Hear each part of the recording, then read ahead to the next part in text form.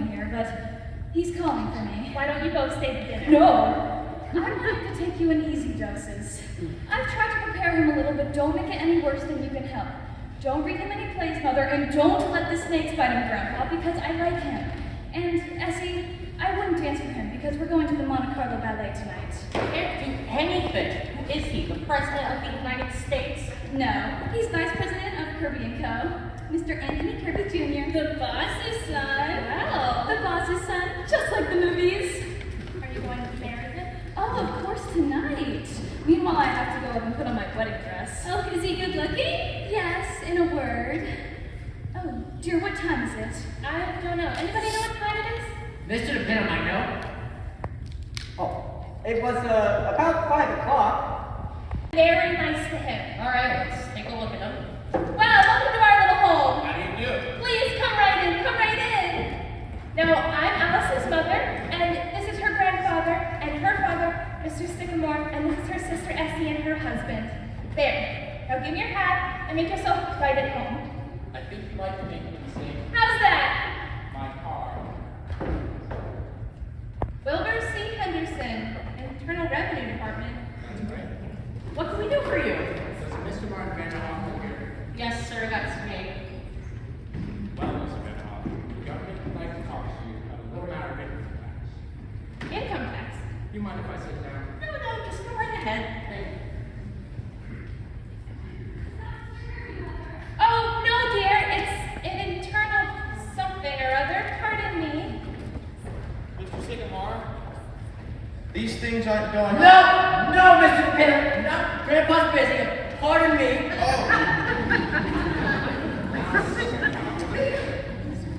We've sent you several letters about this, but haven't had a reply. Oh, that's what those letters were. I told you they were from the government.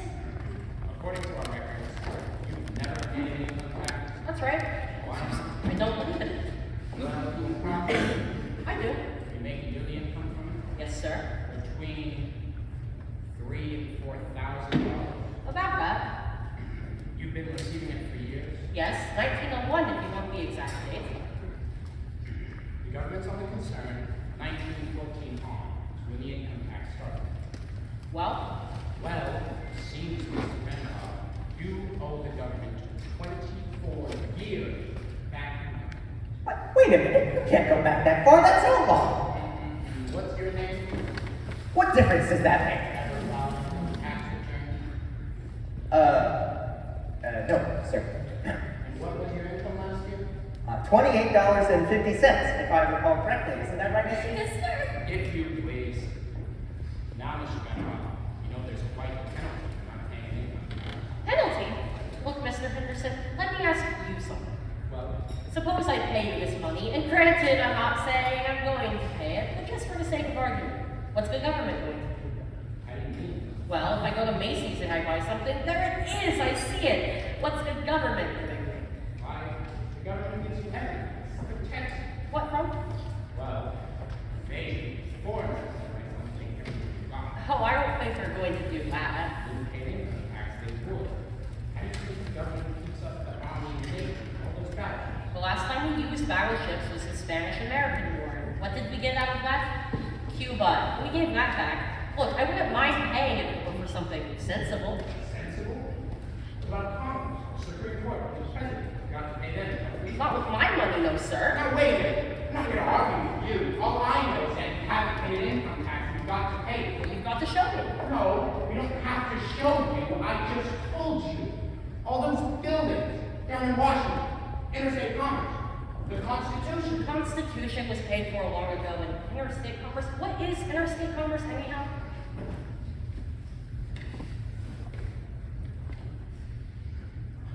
There's 48 states. See, and without interstate commerce, nothing can go from one state to another. See, Why not? They got fences? they haven't got fences, they've got laws. Oh my God, I've never come across anything like this before. Well, I might pay about $75, but that's all it's worth. You'll pay every cent of it like everybody else. That's the law. Essie, Nobody's the listen law. to this. You know better than anybody else. And until you get that, you're going to get it better. You'll hear from the United States government. That's all I can say. Watch out for Bye, Dad. Well, how did that sound to you folks? I liked it. Hi. He was mad, wasn't he? It's not his fault, it's just that the whole thing is so silly. He forgot his hat. Say, what size is that hat? 7 and 8. Just right for me. Who was that fellow anyways? This must be him. I'll make sure this time. Don't worry, I will. Good evening. Good evening. Are you Mr. Anthony Kirby Jr.? Yes? Come right in, come right in. We've been expecting you. Now, I'm Alice's mother, and this is Mr. Sycamore, and this is her grandfather, and her sister Essie and her husband. There. Now you know all of us. Please make yourself right at home. Yes, it is, dear. He's lovely. I'll be right down. Do sit down, Mr. Kirby. Thank you. Oh, I hope I'm not keeping you all from dinner. No, have a tomato. No, thank you. How about a piece of candy? No, thank you. Oh, I forgot to introduce Mr. Pinna. This is Mr. Pinna, Mr. Kirby. Wasn't I reading about your father in the newspaper the other day? Didn't he get indicted or something? Hardly. He just testified before the Securities Commission. Oh. Yes, I'm sure there was nothing crooked about it, Mr. Pinna.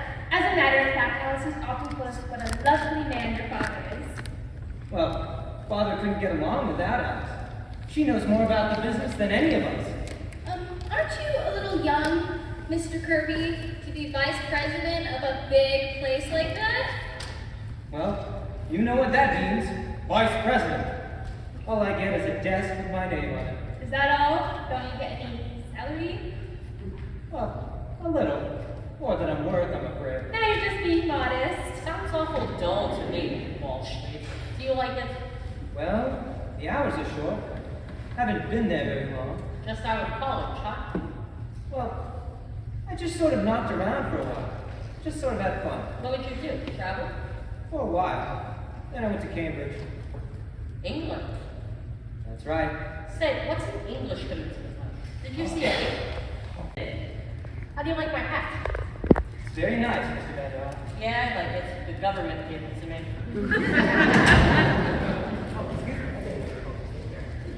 That's all right, Donald. Why, just seeing him, you don't know what it does to me. Just seeing him for lunch, and for dinner, and until 4 o'clock in the morning. And at 9 o'clock the next morning, you go to the office, and there he is again, just seeing him, huh? I don't care. I'm in love. Reba! Reba! Nice, isn't it? Nice to see her so happy. Yeah, I remember when I was engaged to Paul, how happy I was. And you know, I still feel that way. I know. Nice the way Ed and Nessie get along too, isn't it? And Donald and Reba, even though they're not married. Do you think Mr. Penn will ever marry her? Well, where's Miss Wellington? Oh dear. I wish she'd wake up if we're going to read the new play tonight. Come on. Look what I found. Remember? Why, yes, it's my painting you in the discus store. Look, Grandpa. I remember it. Say, you've lost some mass, haven't you, Pinna? Really? Well, I suppose firework making is a lot less taxing than ice delivery. Well, it was a long time ago. Let's see, just before I stopped painting, that's 8 years. I wish you'd finish that sometime, Mrs. Sycamore. Well, I always meant to finish it, but one day I just started writing a play. That was that. I never painted again. Just as well, too. I was going to have to strip next. My goodness. Who would have thought that day I came to deliver ice that I was going to stay here for 8 years? The nobody was here for 5 just ahead of you. Say, why did you leave anyhow? I forget. Oh, he didn't leave, Mr. DePinna. He died. Oh. He was such a nice man. Remember the funeral, Grandpa? We never knew his name, and it was kind of hard to get his certificate. Say, what's the name we made up for him again? Martin Vanderhoff. We gave him your name. Oh, yes, I remember it. Anyhow, I think it was a lovely thought. Otherwise, he wouldn't have gotten so many flowers. Certainly was. And it didn't bother me any. Not bothered with mail anymore, and I haven't gotten a telephone call from that day to this. Yes, it really was a lovely idea. I wish you'd finish that sometime, Mrs. Sycamore. I'd kind of like to have it. You know what, Mr. Penna? I think I'll do some work on it right tonight. Say, will you? I don't think she's going to wake up anyhow. Look, you go down to the cellar, put on your costume, and bring up the easel. That's still down there, right? I think so.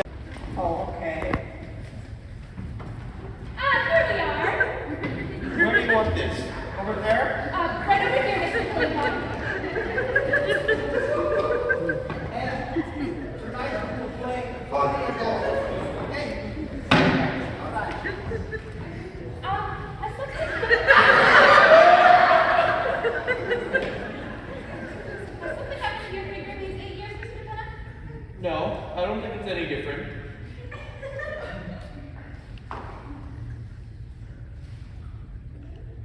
Mr. Kalenko, have we talked about Essie's dance routine yet?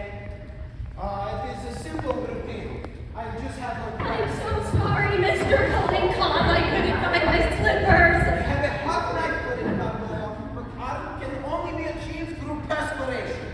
Oh, that's wonderful, Mr. Kalinkoff. You hear that, Grandpa? Art is only achieved through perspiration. Yes, but it helps if you've got some talent with it as well. Only made 2 bowls.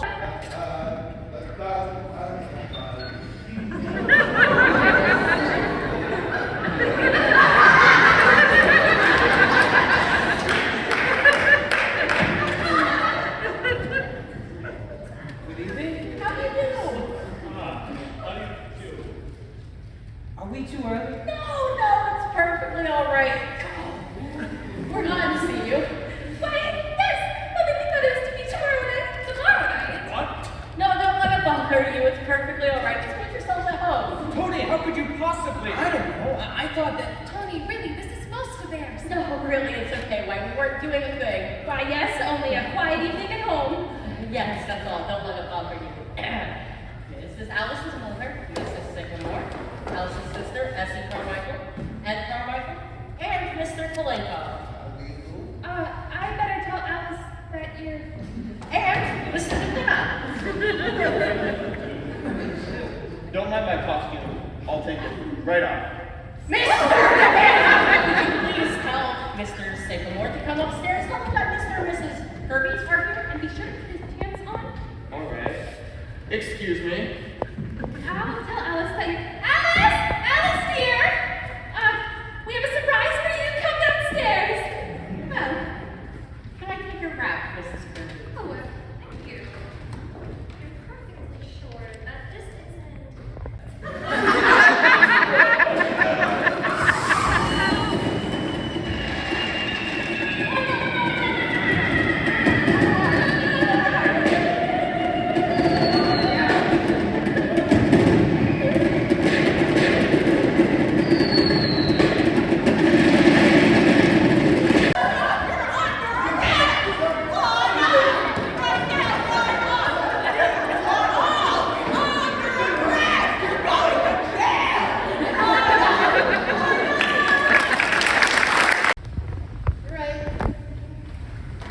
oh, Grandpa. Leave the girl alone. I can't help it, Grandpa. It's all so terrible. Suppose she goes to the Yapper office. She'll be back. It only takes so much to have her own taxi and come back home. But Grandpa... Look, I know I'm nappy. Mom, can I do that for you, Alice? Oh, thanks, Mother. You've got quite a while before the train arrives, though. Will you send a cab to 761 Claremont right away, please? That's right. Thank you. Alice! Father.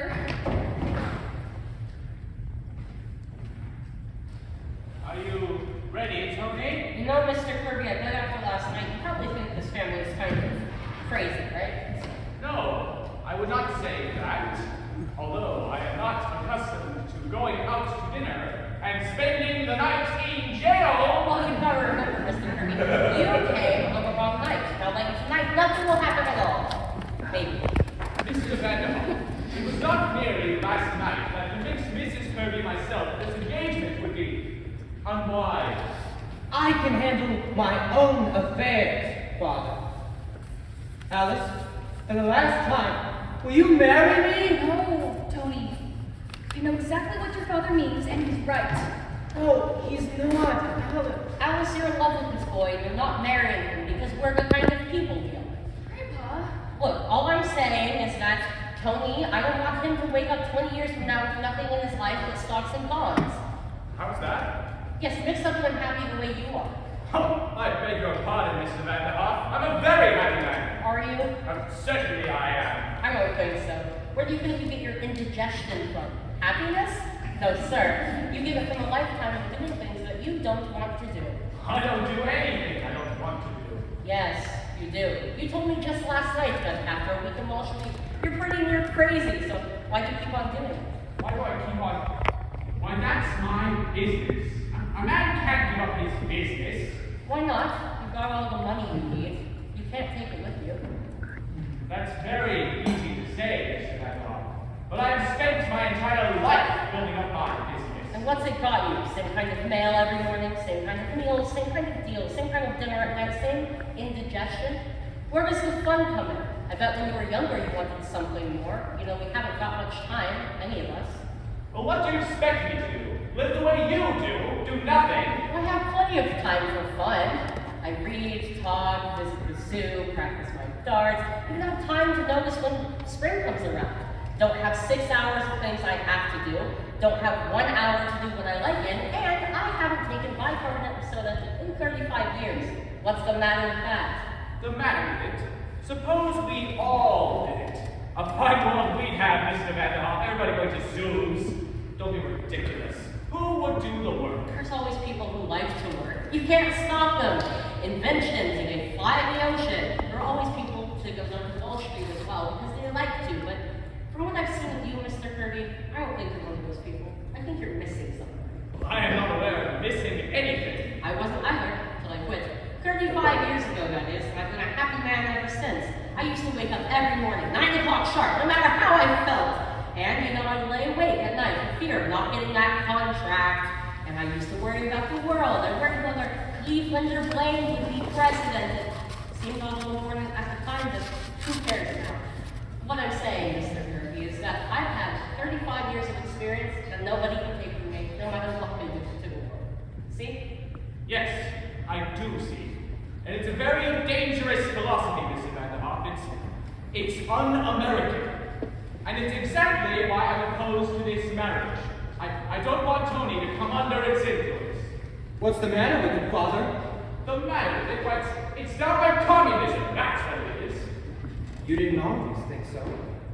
I most certainly did. What are you talking about? I'll tell you what I'm talking about. You didn't always think so. Because there was a time when you wanted to be a trapeze artist. I don't believe it, Tony. Yes, you did. I found these letters you wrote to Grandpa. No! How dare you read those letters? How dare you? So, before we clean up that clothes closet, Mr. Kirby, I think I'd get in a good few hours on that saxophone.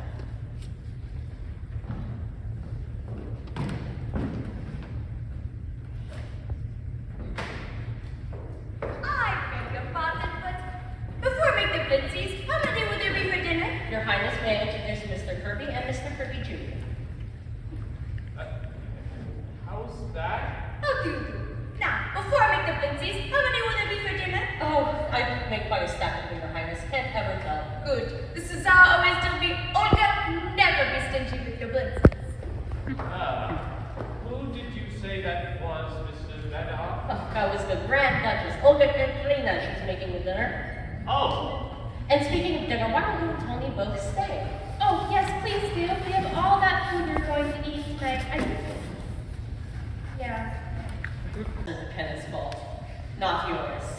We've all got our help, but as far as anything else is concerned, we'll leave it to you. Thank you. Mr. Kirby, I'm gonna stand